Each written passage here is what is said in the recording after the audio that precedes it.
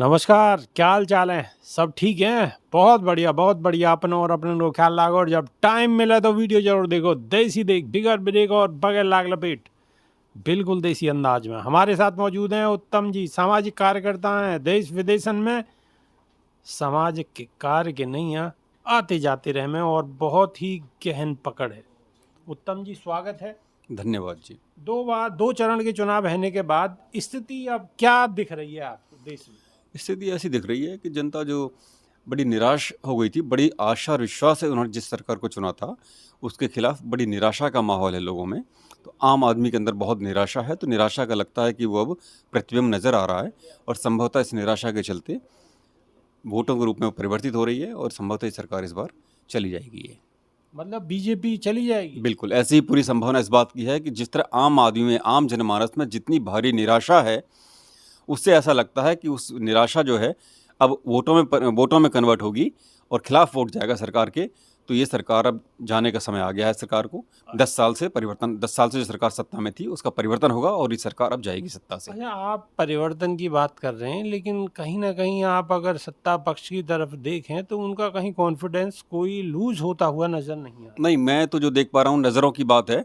मैं जिस नज़र से देख रहा हूँ उसमें प्रधानमंत्री का जो जो कि सत्ता के सबसे बड़े नेता हैं सत्ता पक्ष के, उनका आत्मविश्वास मुझे हिला हुआ नज़र आ रहा है। मैंने इतना ज़्यादा उनकी बातें करने के अंदाज में इतना ज़्यादा भयभीत उनको पहले कभी नहीं देखा। उनके मुंह से बड़े अच्छे वक्ता माने जाते रहे हैं वो, पर इस समय वो जिस निचले स्तर पर आ गए हैं, वो अब घुमा फिरा के बिल्कुल जिस तरह की मतलब बातें कर रहे हैं। प्रधानमंत्री जी को कह रहे हो आपके वो निचले स्तर पे आ गए हैं?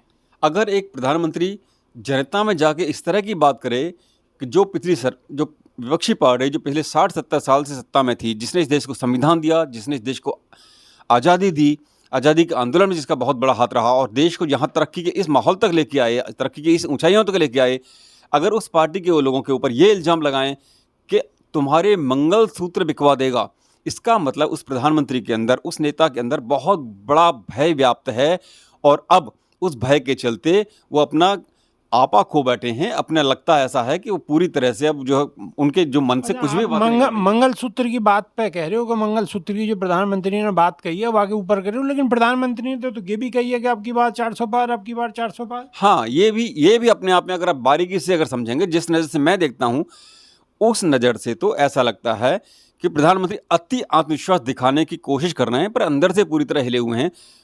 एक साधारण थोड़ा भी गणित जानने वाले लोग इस बात को जानते हैं कि संभव नहीं है 400 सीट ले पाना आज के माहौल में। यहाँ तक कि जब से देश आज़ाद हुआ है तब से लेके अब तक केवल एक बार जब इंदिरा जी की शहादत हुई थी, जो कि एक बहुत ही लोकप्रिय नेता थी, उस समय केवल 400 पार सीट हुई हैं। इसके पहले नेहरू जी के समय भी कभी 400 पार सीट नहीं हुई। और मोदी जी भी जानते हैं कि इस समय जो कि अब लगभग अपने अवसान पर हैं, वो उनका पतन की तरफ आगे बढ़ रहे हैं, जनता में निराशा है, तो किसी हालत में 400 सीट नहीं आ सकती। इस बात को वो भी जानते हैं। उत्तर भारत की लगभग सारी सीटों को जीतते हुए तब उनकी 300 के करीब सीट आई थी। दक्षिण में भी कुछ सीटें आई थी। अब दक्षिण पूरी तरह साफ होने जा रहा है। उत्तर में भी जनता की निराशा के चलते सीटें कम होने जा रही हैं, तो उनकी सीटें मुश्किल से अब 150-200 के बीच में रह जाएंगी और संभवतः 150 के नीचे ही रह जाएं, क्योंकि जनता निराश हो चुकी है। तो इसके चलते अपने लोगों में, पार्टी वर्कर्स में और पार्टी के नेताओं में, जो कि हताश हो गए हैं, घरों से निकल नहीं रहे वोट डलवाने के लिए, उनके अंदर एक जोश पैदा करने के लिए ये इस तरह की वक्तव्य दे रहे हैं। अब तो शायद उन्होंने 2 चरणों के बाद तो उन्होंने भी कहना बंद कर दिया कि 400 पार की बातें उन्होंने बंद कर दी हैं। नहीं, गारंटी की बात तो कर ही रहे हैं अब भी। हाँ, गारंटी तो हमने देखी है उनकी 2014 से लेकर लगातार गारंटी हम देखते रहे हैं। काला धन के ऊपर लगातार गारंटी उन्होंने दी थी। जिस दिन उनकी सरकार बनी थी, पहले दिन ही विदेशों से काला धन लाने के लिए उन्होंने एक एसआईटी गठित की थी। उस एसआईटी का आज तक पता नहीं लगा फिर क्या हुआ उसका। क्या काला धन सारा आ गया देश में? 15 लाख रुपए देंगे, स्मार्ट सिटी बनाएंगे, बुलेट ट्रेन चलाएंगे, किसानों की आय दुगनी कर देंगे, हर घर के ऊपर छत होगी, हर व्यक्ति के, हर किसान के लिए, हर गरीब आदमी के लिए तो एक छत देंगे, घर देंगे उसको। वो बात तो उन्होंने कही है कि भाई उन्होंने छत दी है, छत में नल दियो और नल में जल भी दियो और बिजली भी दी है। हाँ, कोई कारखाना अगर उन्होंने अपने समय में बनाया हो बिजली देने के लिए, तो बताइए। ये सारे काम पुरानी सरकारों के किए हुए थे, उसको केवल अपना ठप्पा लगाने का काम बस कर रहे हैं। प्रचार प्रसार में ये बहुत आगे हैं, झूठ बोलने में बहुत आगे हैं और केवल प्रचार प्रसार के माध्यम के लोगों के वहाँ तक पहुँच रहे हैं। ये सारे टीवी मीडिया पर, सारे प्रिंट मीडिया पर इन्होंने कब्जा कर लिया है।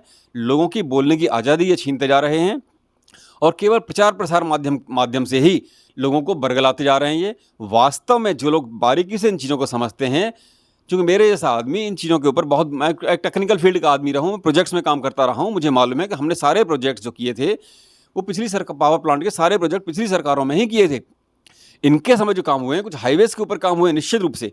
सबसे रिमार्केबल जो काम इनका हुआ है, उल्लेखनीय जो काम हुआ है, वो हाईवेज़ के ऊपर काम हुआ है। लेकिन फ़र्क ये है, पिछली सरकारों ने जो हाईवेज़ के ऊपर काम किए थे उसमें कोई टोल टैक्स नहीं देना पड़ता था। ये सरकार जब से आई है, एक भी हाईवे ऐसा नहीं है जहाँ कदम कदम पर आपको टोल टैक्स ना देना पड़ता हो। तो इन्होंने अपना कुछ भी काम नहीं किया हुआ है, उसको भी हम एक क्या कह सकते हैं, देश को बेचने की एक कवायद बस की है इन्होंने। केवल उद्योगपतियों को, व्यापारियों को फ़ायदा पहुंचाने का काम किया है इन्होंने। देश के आम जनमानस को निराश किया है। उसकी गरीबी और बढ़ी है, उसकी भुखमरी और बढ़ी है, बेरोजगारी और बढ़ी है। उसको देखते हुए आम आदमी बड़ी निराशा है अब, और वो चाहते हैं कि ये सरकार बदलनी चाहिए, और इसलिए संभवतः ये सरकार इस बार बदली जाएगी।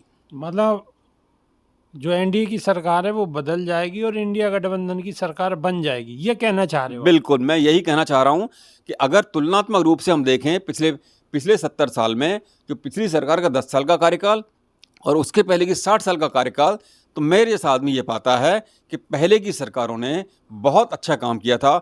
एक गरीब आदमी को निचले स्तर से उठा के उसके लिए शिक्षा की व्यवस्था की, रोजगार की व्यवस्था की। और अब इन सरकारों ने शिक्षा का भी काम, इन्होंने शिक्षा का भी जो अधिकार था, शिक्षा जो मिलने की थी, उसको भी छीन लिया है, क्योंकि इतना ज़्यादा महंगी कर दी है शिक्षा अब कि आम आदमी वहाँ तक पहुँच नहीं सकता। इसी तरीके से रोजगार जो है लगातार कम होते जा रहे हैं देश में। तो लोगों के सामने रोजी रोटी का संकट बहुत ज़्यादा गहरा गया है इस सरकार में। और पिछले 60 साल में हम धीरे धीरे ही सही, ग्रेजुअल सही, लेकिन तरक्की की तरफ आगे बढ़ रहे थे।